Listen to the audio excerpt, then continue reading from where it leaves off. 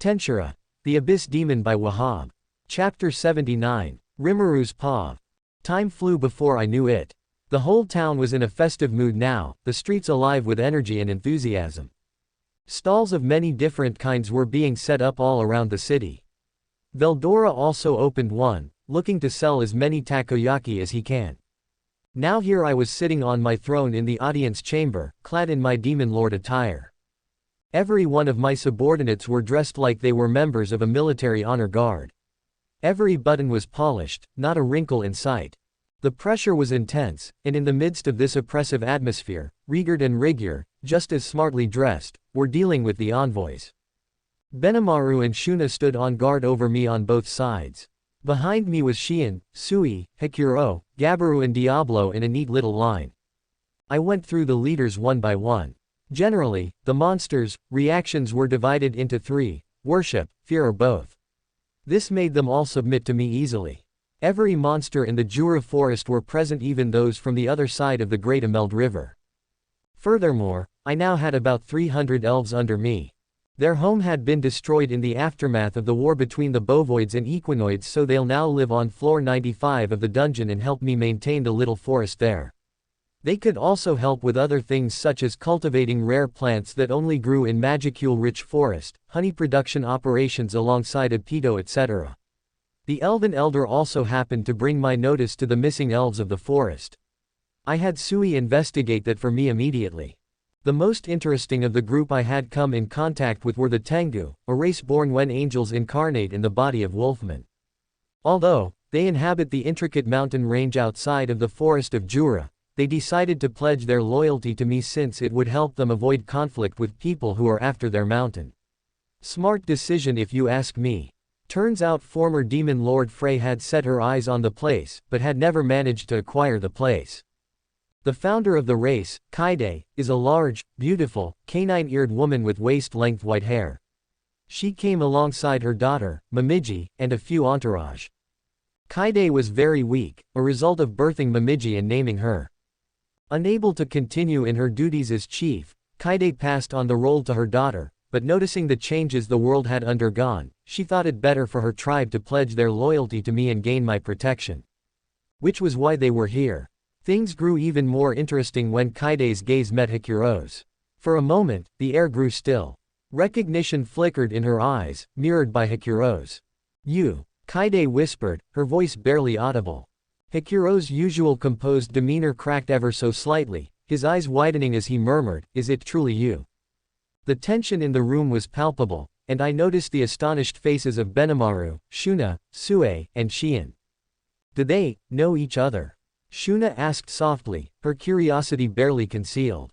Kaide straightened, a faint smile tugging at her lips despite her obvious fatigue. "It's been a long time, Ogre. I must admit, I'm surprised to see you alive." Hikuro smiled, his voice warm yet tinged with guilt. "I never imagined fate would cross our paths again. By the way, I now go by Hikuro, a name given to me by my lord, Rimuru-sama." "You have a name. Fate really does have ways to play tricks on us," Kaide said, shocked. The room erupted in murmurs as the story unfolded. Hikuro and Kaide had a brief but profound relationship long ago. Their union had even borne fruit. Momiji, the young Tengu woman standing quietly beside her mother, was revealed to be their daughter. "I never would have guessed," Benimaru muttered, shaking his head in disbelief. Kaide chuckled softly, her voice laced with affection as she addressed Hikuro. "I'm glad to see you've found a place for yourself, surrounded by such capable allies. And with Lord Rimuru leading you, I am certain that this is the right choice for my people." She then turned to her daughter, gesturing for her to step forward. "Momiji, meet your father properly. Hikuro, this is the child we once shared, a symbol of the bond we had." Momiji bowed deeply, her voice steady but filled with emotion. "Father, it is an honor to finally meet you." Hikuro's normally stoic expression softened as he placed a hand on her shoulder, his pride evident. "Momiji, you've grown into a fine woman. I am honored to call you my daughter." The reunion was heartwarming, but Kaide's weakened state cut it short since Kaide couldn't stand for so long. She didn't want to seem rude to me, an ancient demon lord and a primordial, which was why she came personally. As Kaide and Momiji were escorted to rest, the room was left buzzing with a mix of astonishment and newfound respect for Hikuro. Shion, unable to resist, leaned closer to him and teased, "Who would have thought you had a secret love story all this time, Hikuro?" Hikuro simply sighed, though a rare smile tugged at his lips as he watched his wife and daughter walk away. The event proceeded normally, until we felt a tremendous wave of pressure from outside town. It wasn't malicious, but it was heavy enough to make everyone in the audience chamber pause.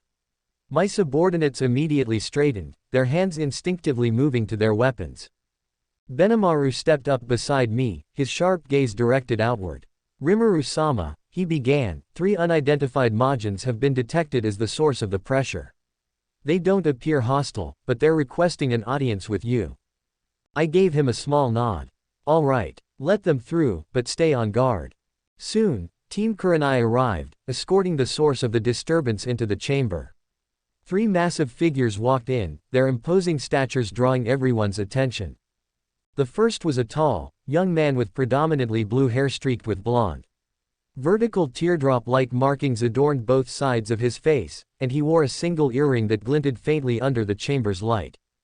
The second was lean and wiry, with spiky blue hair and a black headband wrapped around his forehead, giving him a sharp, restless appearance. The third was strikingly different, a chubby individual with a broad frame that somehow carried an air of softness compared to the others. As soon as they entered, all 3 bowed deeply before me. The one with the earring, clearly the leader, spoke up, his voice calm but reverent. "It is an honor to stand before you, Rimuru Tempest-sama. Even without releasing your aura, your presence exudes a dominance that surpasses even our fathers." That caught my attention. Their father. I narrowed my eyes slightly. These 3 weren't ordinary Majins, and their sheer size reminded me of only one person. My voice was calm yet firm as I asked, "Who are you?" The earring-wearing one straightened, placing a hand over his chest. "I am Dagura, the eldest son of Demon Lord Dagruel. These are my brothers, Liura, the second eldest," he gestured to the lean one, "and Debora, the youngest." I stared at them, the pieces falling into place. Of course, they were Dagruel's sons. Their sheer size and the pressure they gave off were unmistakable. Still, I was puzzled. Why were they here? "What business do you have in my nation?" I asked, keeping my tone neutral. Dagura glanced at his brothers before replying, "Our father, Lord Dagruel, has sent us to you. We caused some disturbances back home, and he decided we needed discipline and proper training. He said there was no better place for that than under you." I blinked, momentarily stunned. Dagruel wanted me to train his sons. Why me? Sure, I was strong, but training 3 enormous troublemakers wasn't exactly what I'd signed up for. The 3 of them looked at me with awe, clearly impressed by my presence. I sighed inwardly. Well, more manpower wouldn't hurt. Coming out of my thoughts, I glanced at my subordinates, my gaze landing on Shion, who stood at attention with her ever-present enthusiasm. "All right," I said, addressing the 3 brothers. "You'll be training under Shion over there." Their heads snapped towards her as I gestured toward the purple-haired Oni. "Shion will take care of your training. She's unique, and I'm sure she'll whip you into shape." I then turned to Shion, "They're all yours. Oh, and look on the bright side," I added with a smirk, "they'll get to taste test your cooking to help you improve." At that, Shion's eyes sparkled with delight. She stepped forward, puffing out her chest with pride. "I have received my orders from Rimuru-sama," she declared. She turned to the brothers, her gaze sharp and commanding. "Trust me, I, Shion, can even take a pack of mongrels like you and build you into first-rate warriors. You may follow me with confidence." Dagura, Liura, and Debora exchanged uncertain glances but nodded in unison. "Understood," Dagura said hesitantly. Shion giggled, clapping her hands. "Good." The towering brothers were led out of the chamber by the Kurenai. I could see their excited expressions. Poor boys. Benimaru leaned toward me, his voice low. "Are you sure about this, Rimuru-sama?" I chuckled. "They'll be fine. Besides, she'll keep them busy. And if they survive her cooking, they'll probably come out stronger than ever, which will be good for us." The chamber erupted in quiet laughter.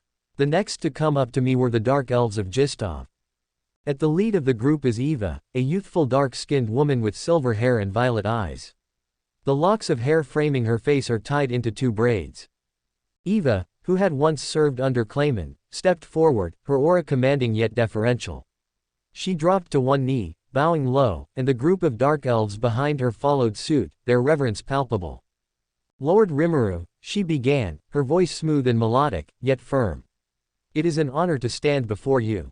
As the new ruler of Gistov, I, Eva, acting representative of the Dark Elves, pledge my loyalty and that of my brethren to you. Her words were laced with sincerity, and there was a subtle strength in her tone, a reflection of her role as both a leader and a survivor of the chaos left behind by Clayman's downfall. Straightening in my seat, I gave her a small nod. Thank you, Eva. I accept your loyalty. From this day forward, Gistov is now one with Tempest, therefore the Dark Elves are under the protection of the Jura Tempest Federation. You no longer need to bear the weight of Clayman's legacy. A flicker of relief crossed Eva's features, though she quickly masked it with a graceful bow. Your kindness humbles us, Lord Rimuru. We shall serve you with unwavering loyalty and ensure that your trust in us is not misplaced. I could see the other Dark Elves behind her exchanging subtle glances, their postures visibly relaxing. My words seemed to have lifted a burden they'd carried for far too long. After a few back and forth, Eva was revealed to be one of the oldest Dark Elves and is one of the Dark Elves that followed the cursed Lord Kozalime, in the establishment of puppet nation of Gistov. Eva herself was once a commoner elf of the Ultra-Sorcery Kingdom, until its destruction by the dragon Princess Milam Nava and its remaining lands being corrupted by the Chaos Dragon. Unlike the elven nobility who had chosen to abandon Kozalime, Eva, alongside many other commoner elves, had chosen to remain loyal to Kozalime and continued following him. With her exposure to the Chaos Dragon's miasma eventually causing her to evolve into one of the first Dark Elves. Eva herself became an elder amongst the Dark Elves and had authority over Gistov right behind Kozalime and Clayman. When Kozalime was killed, Eva supported Clayman as the new king of Gistov and became one of his closest advisors as well as head maid in maintaining Gistov's castle. I've been thinking of who to leave in charge of Gistov, but it seems Eva is more than capable. Regarding their military strength, we have an army of mighty golems, each as strong as a would-be demon lords.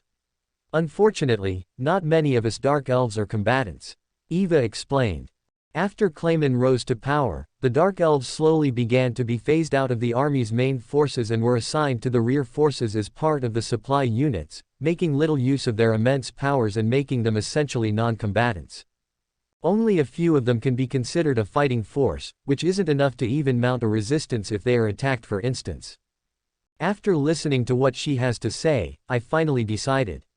I see. Okay, I've decided to send a few of my subordinates to Gistov, I said calmly. They'll help keep the place safe and ensure order is maintained. Eva's eyes widened, and a wave of relief washed over her features. She bowed deeply, her gratitude evident in her voice. Thank you, Lord Rimuru. You've already done so much for us.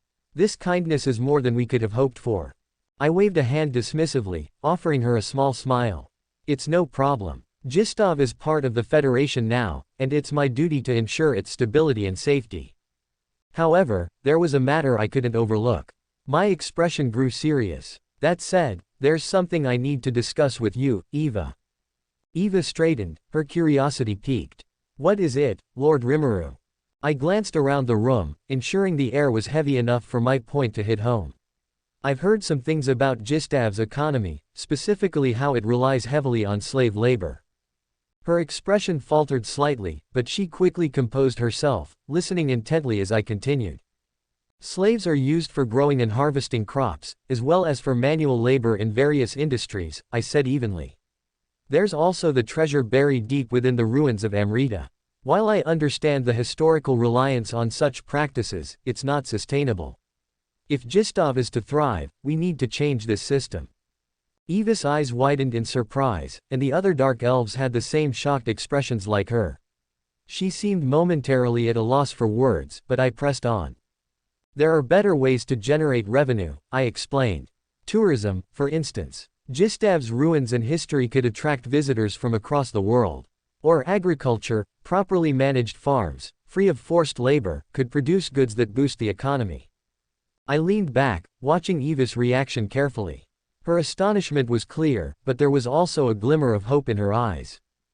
You've thought so far ahead in regards to the development of Gistov, she said softly, her voice tinged with emotion. To think you've already begun considering ways to rebuild and elevate our nation. I am truly humbled. Thank you, Demon Lord Rimuru Tempest, for caring so deeply about our people and their future. I offered her a reassuring smile. Gistov has potential, and I intend to see it realized. But it won't happen overnight. I'll need your cooperation to make this transition smooth. Eva nodded firmly, her determination rekindled. You have my full cooperation, Lord Rimuru. Together, we'll ensure that Gistov becomes a prosperous and just part of the Federation. Her gratitude and resolve were evident, and I could feel the room's atmosphere lighten.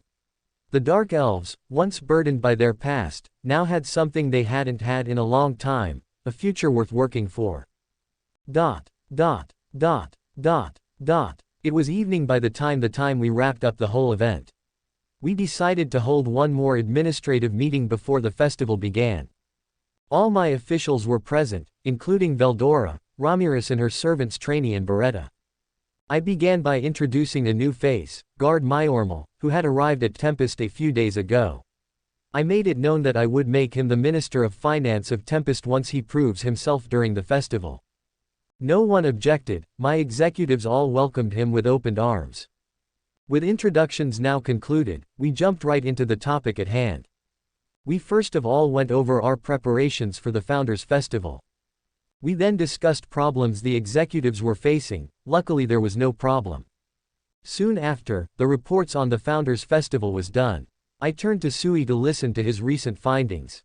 All right, Sui. The stage is yours. Yes sir. Sui began to report every information he had acquired.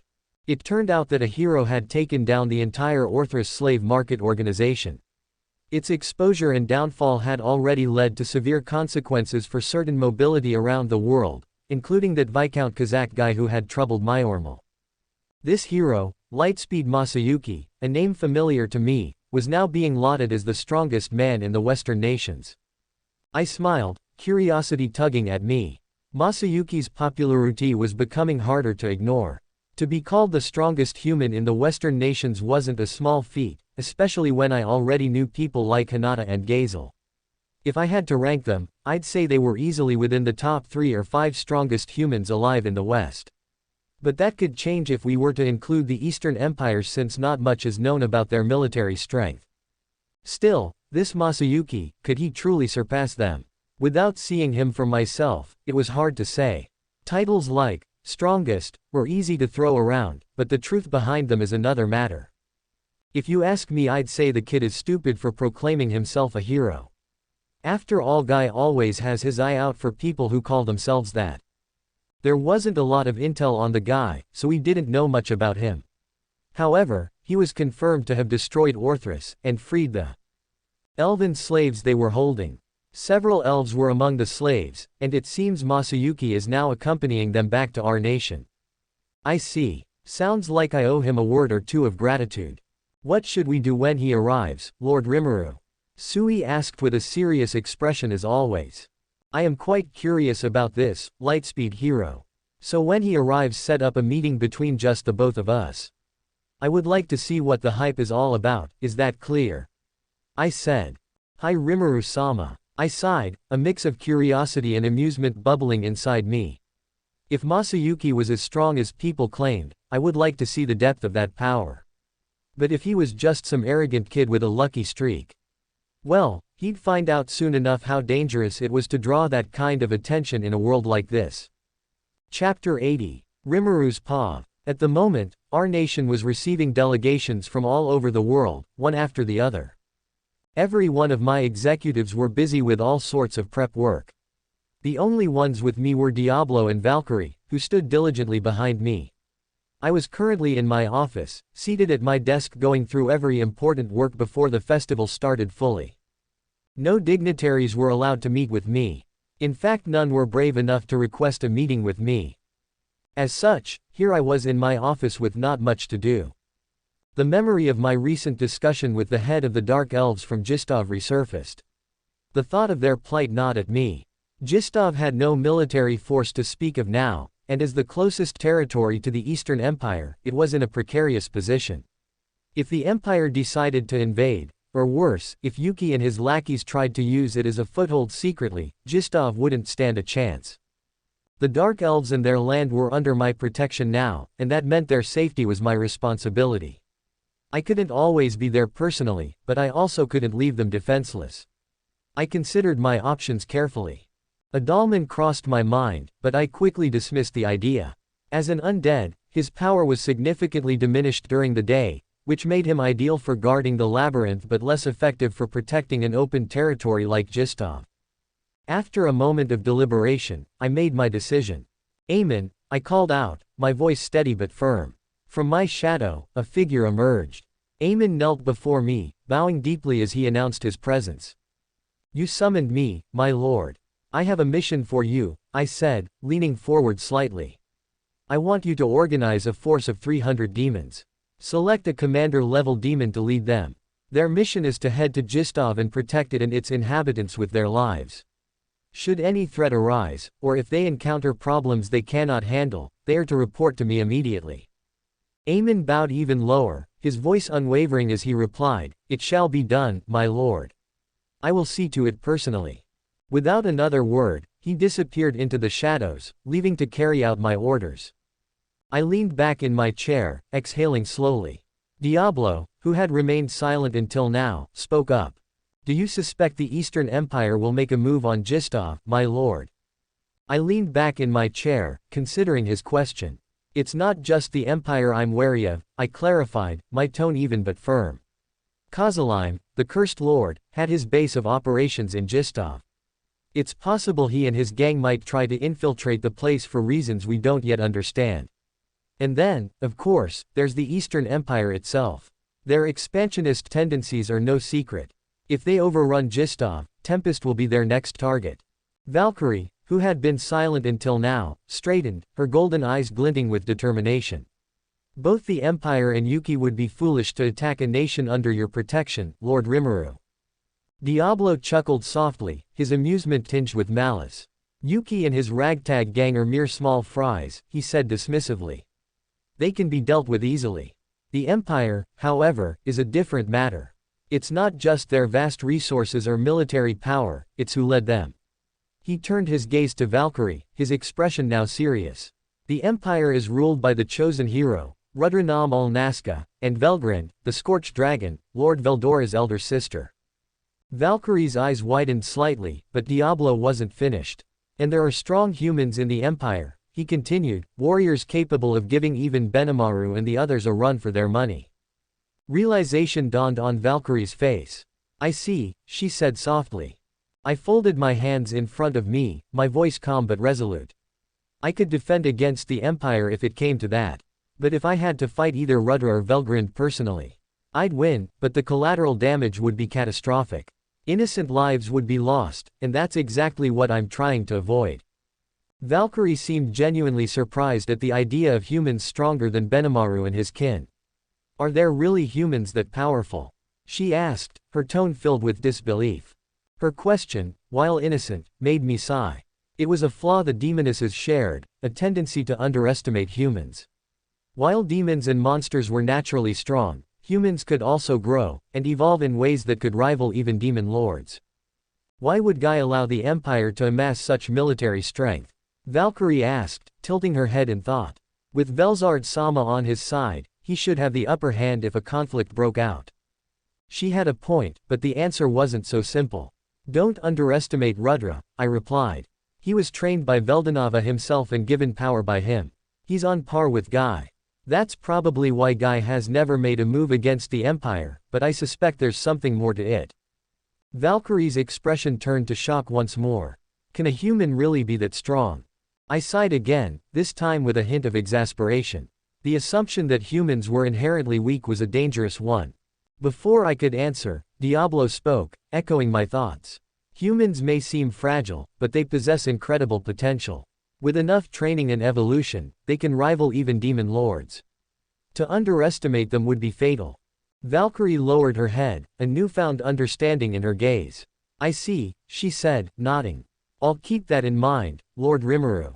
I nodded, satisfied. It was moments like these that reminded me of the importance of broadening their perspectives.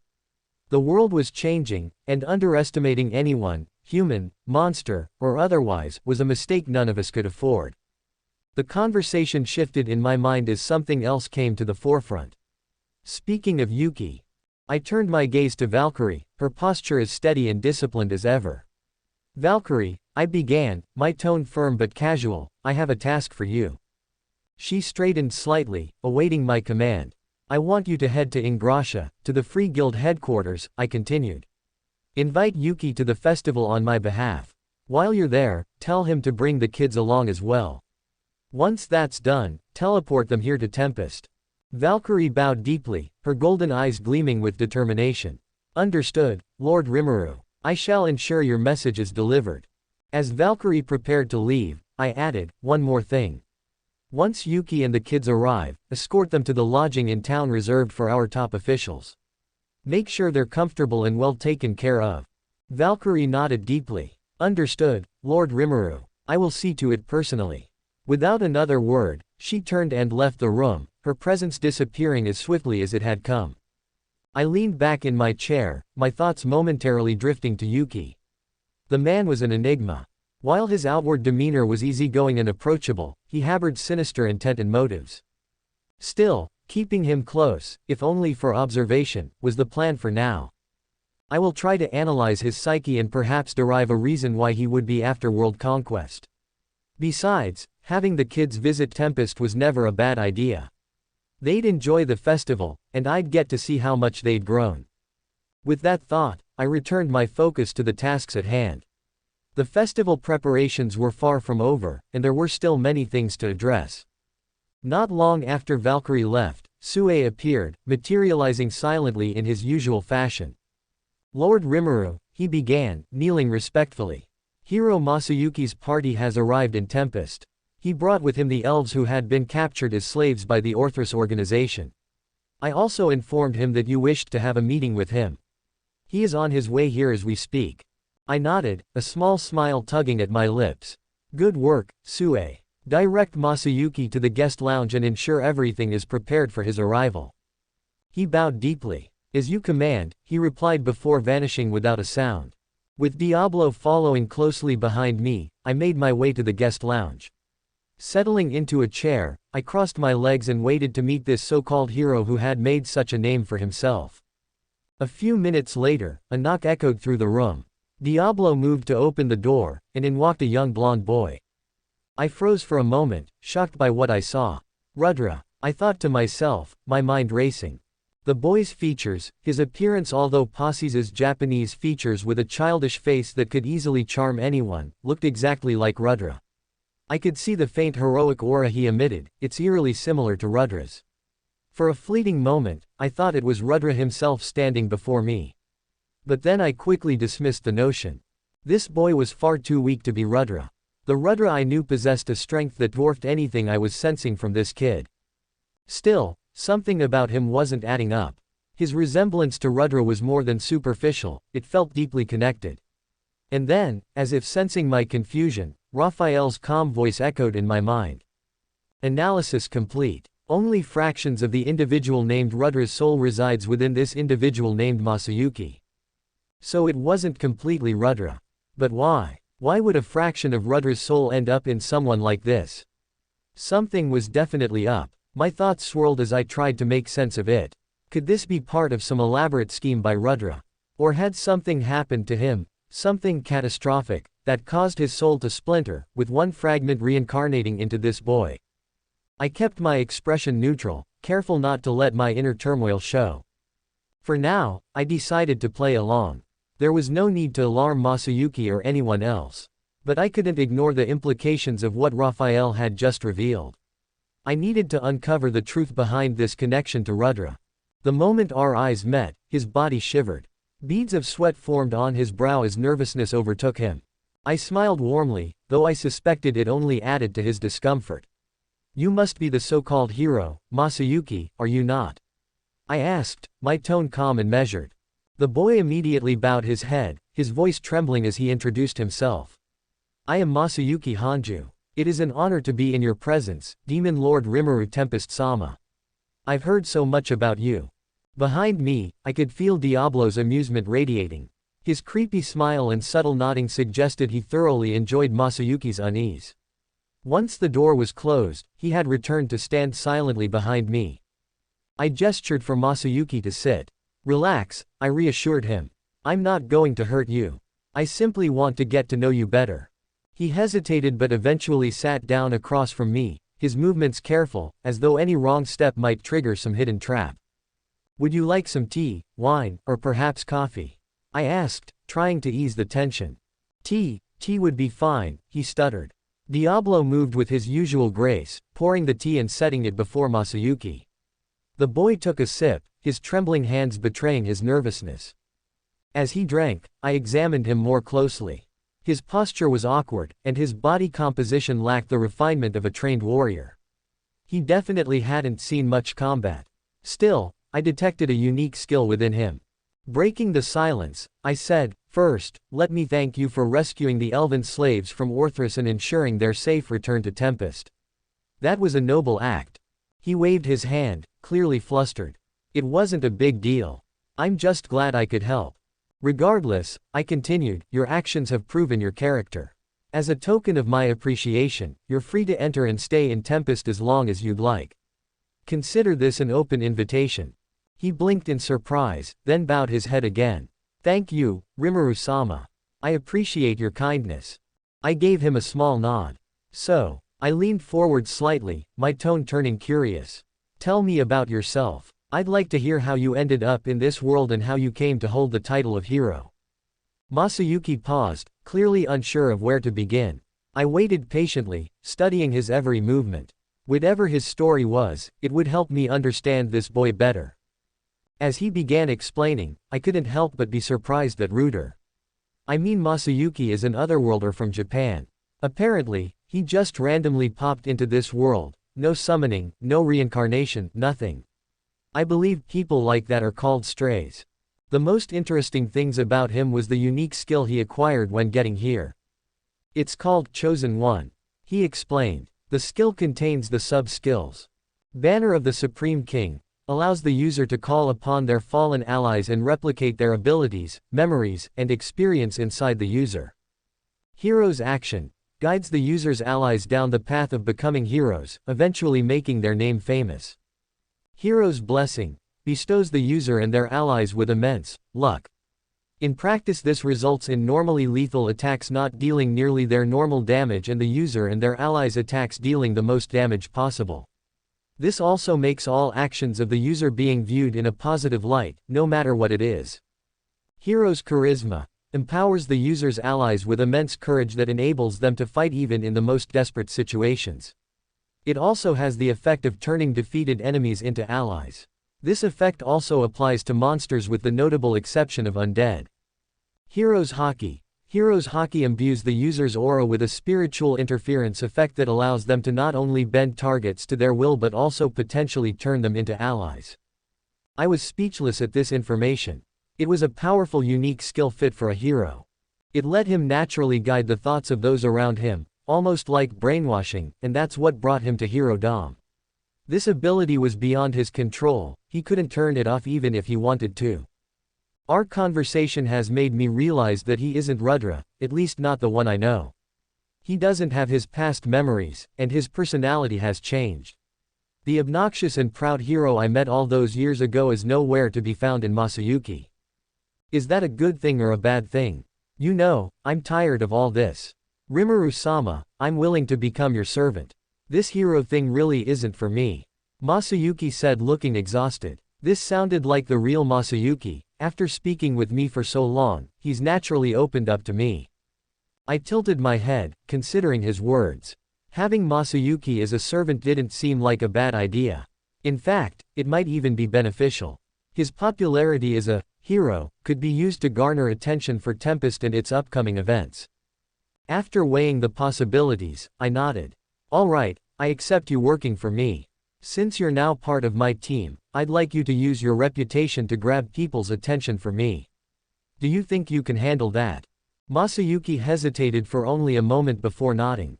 Yes, I can at least do that. I smiled, pleased with his response. Good. I'll have you participate in the upcoming tournament as well as test run the dungeon during its opening. With you involved, people are bound to take notice of both events. Masayuki froze for a second, his expression wary. Dungeon. It's not dangerous, is it? I chuckled. Not at all. You'll breeze through it, trust me. Besides, I'll give you some hints on how to conquer some of the levels. If you use them well and manage to get pretty far, that'd be great. His eyes lit up at the idea. That actually sounds great. It's like beta testing a game or something. I chuckled again. Sure, think of it like that. And now that you're working for me, you can look forward to the benefits you'll enjoy here in Tempest. Masayuki's face brightened with a gleeful smile. I'm glad to have met you, Rimuru-sama. Honestly, so many people say you're evil, malevolent, and that you've tried to destroy the world before. But seeing you in person, I can tell that's just a bunch of false rumors, right? I smiled with my eyes closed, trying to maintain my composure. Yes, false rumors. Masayuki frozen in place, his face pale. It is false rumors, right? He asked hesitantly. Sensing the need to change the subject, I glanced at the clock. Oh, would you look at the time? You must be tired and hungry. I'm sure your party is waiting for you as well. You can leave now, but do make sure to enjoy the festival. Without giving him a chance to press further, I stood and left the lounge, Diablo following closely behind. As I walked down the corridors, my mind raced, thoughts of Rudra swirling within me. What could have caused all this? Was Rudra facing some kind of crisis? And if so, did Guy know anything about it? The unanswered questions gnawed at me, but for now, I had to focus on the tasks at hand. The festival was fast approaching, and I still had much to prepare.